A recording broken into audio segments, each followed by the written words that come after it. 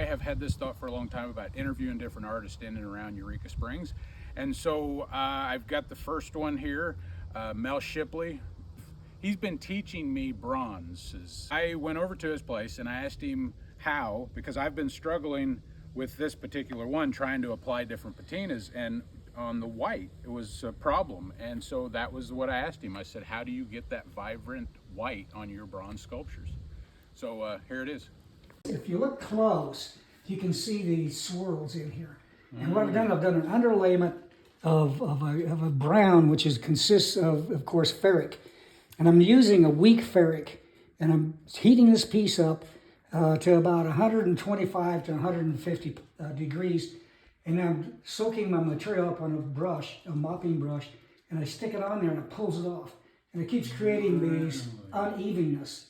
Then after that cools, I quench it with water to cool it back down again. I heat it back up again, and I come in with my white chemicals that I've mixed up. And again, the same mopping brush, and I just start dabbing it on. And when it hits that hot metal, it pulls off that chemical, as you're doing, you're finding out. And it pulls off, and it creates these swirls. And that's how you get that mottled kind of look. Now this almost starts to look like marble. And I'm not trying to create marble, I'm just trying to create a soft effect with undertones. After I get my ferric on, I put my white on, I come back with another coat of ferric, and I come back with my last coat of my whites. Then I let it cool, and of course you quench in between each time. Then I let it cool, and I spray it with lacquer. And I like to use just a quick drying lacquer, especially if it's going to be an indoor piece. If it's an outdoor piece, I try to not do that. I try to just use wax, because wax will seal in. If you heat it up and open the pores up in the metal before you put your wax on, and I'm just using an ordinary wax and just Johnson & Johnson wax, paste wax, and you can get it in black too, so that's really nice if you're doing a dark patina.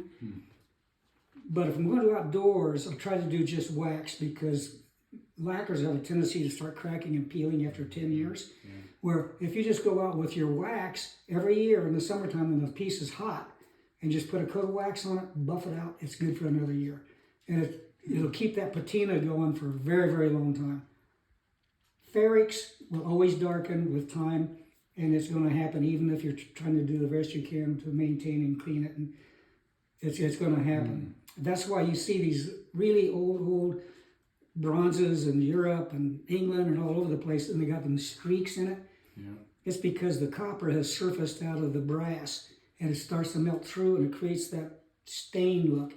I love it. I think it looks great. It really, the aging shows, to me, real beauty too. So when I sell a piece that goes outdoors to people, I usually tell them I waxed it.